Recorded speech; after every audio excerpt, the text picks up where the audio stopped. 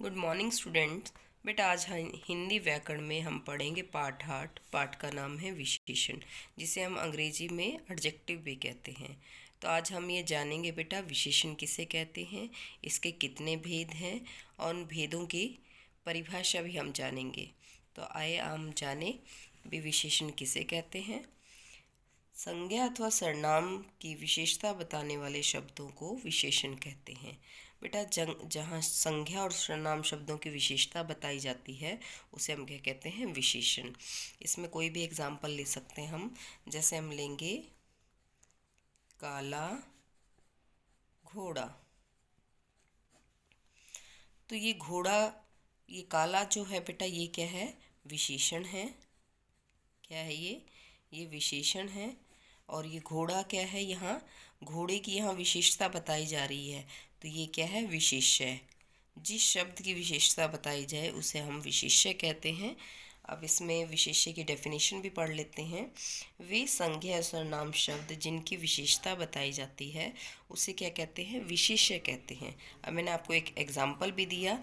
काला बेटा विशेषण हो गया है, और किसकी विशेषता बताई जा रही है, घोड़े की, तो ये क्या हो गया है, विशेष्य। यानी जिसकी विशेषता बताई जाए उसे हम कहते हैं विशेष्य। इसमें और भी एग्जाम्पल आपको दिए हुए हैं, जैसे काली कोयल। काली क्या है, विशेषण है, और कोयल क्या है, विशेषण। यानी कोयल की यहाँ विशेषता बताई जा रही है कि कोयल क्या है, काली है। तो काली हो गया है विशेषण, और कोयल क्या है, विशेष्य। ठीक है। एक एग्जाम्पल और दिया गया है, वीर सैनिक।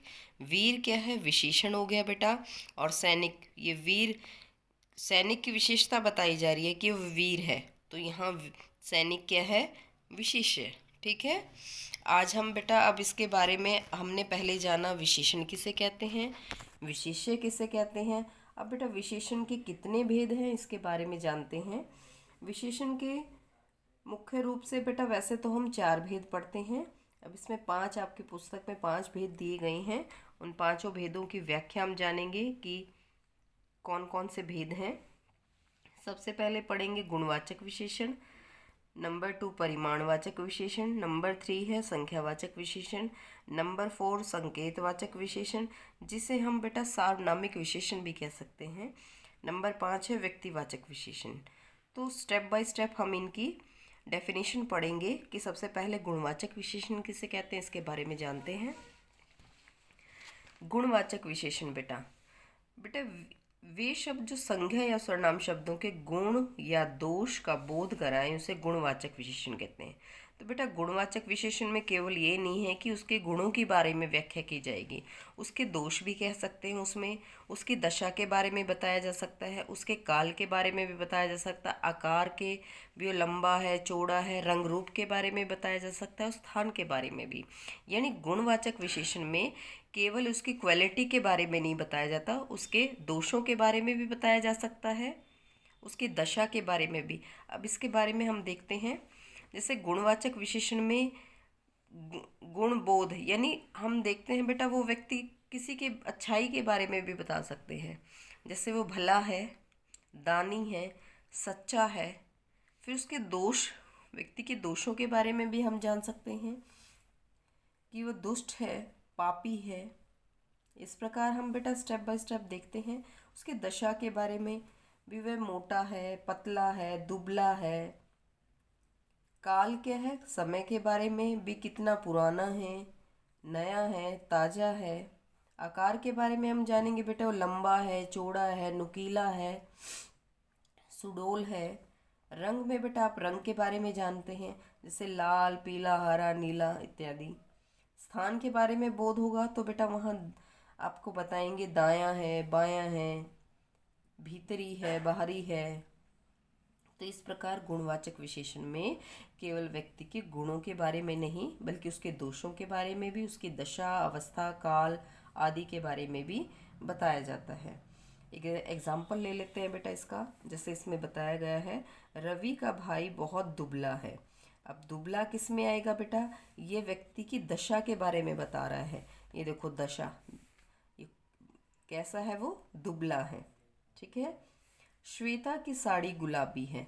अब ये गुलाबी क्या है बेटा, ये रंग, रंग का बोध हो रहा है, तो ये क्या है, ये जो साड़ी है वो कैसी है, गुलाबी।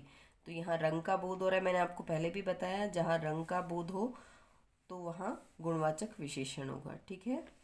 अगला हम पढ़ेंगे नंबर 2, परिमाणवाचक विशेषण। परिमाणवाचक विशेषण में बेटा जब परिमाण आ गया तो इसका मतलब है नाप तोल। किसी भी वस्तु को आप नाप या तोल सकते हैं। अब इसकी डेफिनेशन हम पढ़ लेते हैं। जो विशेषण किसी वस्तु की नाप तोल की मात्रा बताते हैं उसे हम क्या कहते हैं, परिमाणवाचक विशेषण कहते हैं।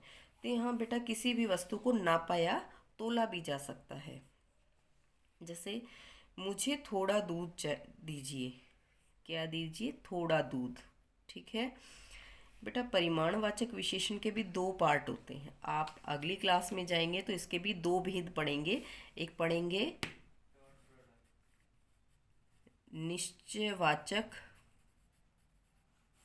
नंबर 2 पढ़ेंगे अनिश्चयवाचक। ठीक है। निश्चयवाचक में बेटा आपको जो भी आप वस्तु ले रहे हैं, जिसका भी नापतोल किया जा रहा है, उसकी निश्चित क्वांटिटी होगी, यानी निश्चित मात्रा होगी। और अनिश्चित में बेटा उसमें कुछ थोड़ा कम ज़्यादा इस तरह बताया गया है। अब देखो मैंने आपको एक एग्जाम्पल अभी बताया था, मुझे थोड़ा दूध दीजिए, यानी यहाँ थोड़ा दूध, या मैंने ये नहीं कहा आपको 1 लीटर दूध, मैंने आपको कहा है मुझे थोड़ा दूध दीजिए, यानी क्या है, ये अनिश्चयवाचक परिमाणवाचक विशेषण में आएगा ये। मैं आपको बता रही हूँ 2 किलो चीनी दीजिए मुझे, तो 2 किलो यानी हम इसको चीनी को नाप तोल रहे हैं, तो ये किस में आ गया है, निश्चयवाचक में। समझ आ रही है बेटा। यानी परिमाणवाचक विशेषण के भी आगे 2 भेद हैं, वो आगे हम क्लास में पढ़ेंगे। इसमें निश्चित भी हो सकता है और अनिश्चित भी। निश्चित जहाँ होगी तो वहाँ फिक्स क्वांटिटी आपको दी जाएगी, 2 किलो, 4 किलो, 2 लीटर, 4 मीटर, 2, इस तरह आपको बताएंगे। और अनिश्चित में बेटा थोड़ा कम ज़्यादा इस तरह आपको बताया जाएगा। ठीक है। आगे हम पढ़ेंगे संख्यावाचक विशेषण। संख्यावाचक विशेषण में बेटा आपको संख्या, अब संख्या तो इसमें भी आपको परिमाणवाचक में भी संख्या दी गई है, लेकिन यहाँ आपको नापा या तोला जा सकता है, यानी उसका वेट, वजन किया जा सकता है। संख्यावाचक में बेटा उसको गिना जा सकता है। जैसे ऐसे शब्दों को जो संख्या या सर्वनाम शब्दों की संख्या का बोध कराए उसे हम क्या कहते हैं, संख्यावाचक विशेषण। बेटा इसके भी आगे 2 भेद हम पढ़ेंगे। जिस प्रकार हमने परिमाणवाचक के 2 भेद पढ़े हैं, निश्चित और अनिश्चित, इसी प्रकार संख्यावाचक में भी 2 ही भेद हैं आगे, निश्चित अनिश्चित संख्यावाचक सर्वनाम। तो इसमें भी बेटा 2 भेद हम जब आगे पढ़ेंगे तो निश्चित में आपको बताया जाएगा। जैसे हम कह देंगे बेटा कक्षा में, एक एग्जाम्पल ले लेते हैं हम, कक्षा में 4 छात्र हैं, तो यहाँ कितने छात्र हैं बेटा, 4, यानी हम उनको गिन सकते हैं। अब एग्जाम्पल ले लेते हैं दूसरा इसी का, कक्षा में कुछ छात्र हैं। तो मैंने आपको बताया यहाँ तो हमने इसको गिन लिया बेटा कि कितने बच्चे हैं, यहाँ 4 छात्र बैठे हैं, 4 विद्यार्थी बैठे हैं।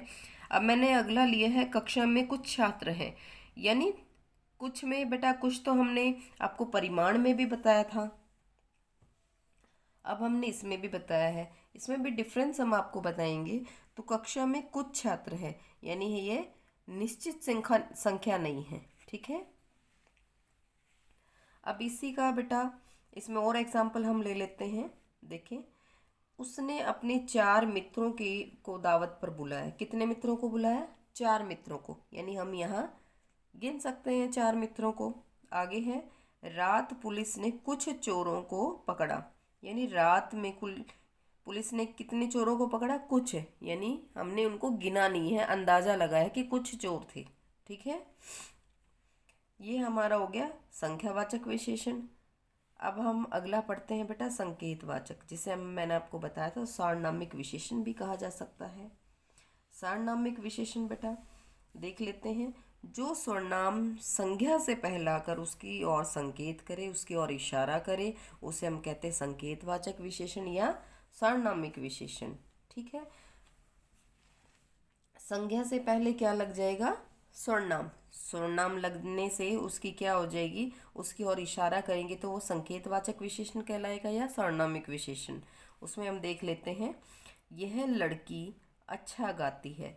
तो यह बेटा लड़की, लड़की क्या हो गया इसमें? संज्ञा। संज्ञा से पहले जब स्वर्णाम लग गया यह, तो ये क्या बन गया? सार्वनामिक विशेषण। यानी लड़की की तरफ ये इशारा किया जा रहा है कि यह लड़की कैसी है? अच्छा गाती है।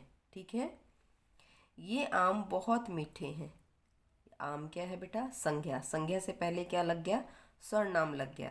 तो किसकी ओर इशारा किया गया? आमों की, आम की तरफ इशारा किया गया कि ये आम मीठे हैं। ठीक है, इसमें अब आगे पढ़ेंगे व्यक्तिवाचक विशेषण। क्या पढ़ेंगे? पांचवा पॉइंट है व्यक्तिवाचक विशेषण।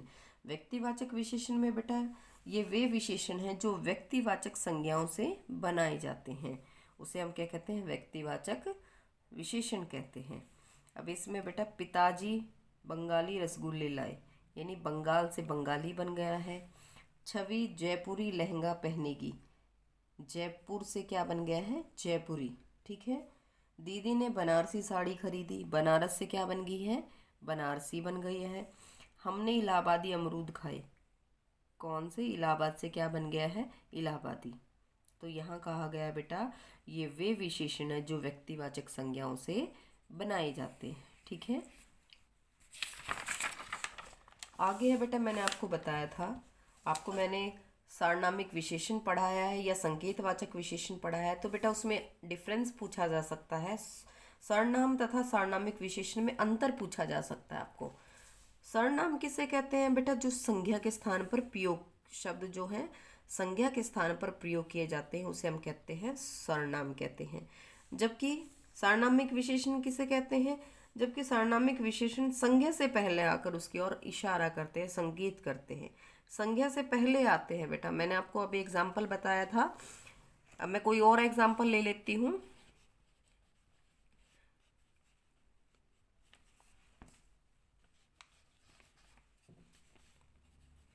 यह घर मेरा है। अब मैं घर की तरफ इशारा कर रही हूँ, घर क्या है? संज्ञा कह ले। अब मैं घर की तरफ इशारा करके बता रही हूँ कि यह घर मेरा है, यानी ये क्या सेंटेंस हो गया आपका? सार्वनामिक विशेषण। समझ आ रही है आपको? तो बेटा थोड़ा सा हम रिवाइज कर लेते हैं। सबसे पहले हमने पढ़ा विशेषण किसे कहते हैं। संज्ञा और सर्वनाम शब्दों की विशेषता बताने वाले शब्दों को विशेषण कहते हैं। फिर हमने पढ़ा विशेष्य किसे कहते हैं, जहाँ संज्ञा और सर्वनाम शब्दों की विशेषता बताई जाए तो उसे क्या कहेंगे? विशेष्य कहेंगे। फिर इसके कितने भेद हैं, उन भेदों की व्याख्या आपको बताई गई है। इसके 5 भेद हैं: गुणवाचक विशेषण, परिमाणवाचक विशेषण, संख्यावाचक विशेषण, संकेतवाचक विशेषण और व्यक्तिवाचक विशेषण। अब आपको बेटा स्टेप बाय स्टेप आपको समझा दिया गया है। ठीक है, ओके बेटा।